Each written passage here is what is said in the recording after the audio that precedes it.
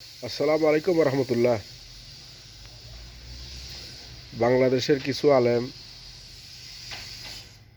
তারা ইসলামী দলের মানুষ, তারা অত্যন্ত ভালোই আছে।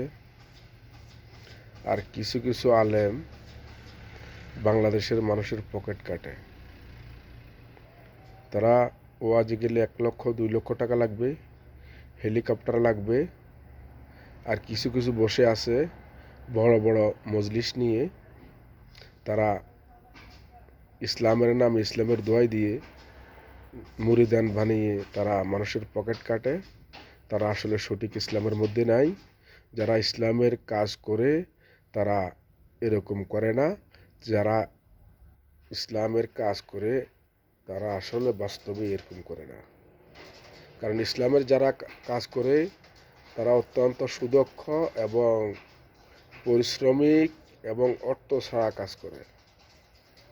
তাই আপনারা কোনো ইসলামিক দলকে ভোট দিলে সেটা বিবেচনা করে দিবেন। আর বর্তমানে যাদের যাদের হাতে দেশ নিরাপদ তাদেরকে দেখে শুনে ভালো প্রার্থীদেরকে ভোট দিবেন, এই আশায় ব্যক্ত করব। সবাই ভালো থাকবেন।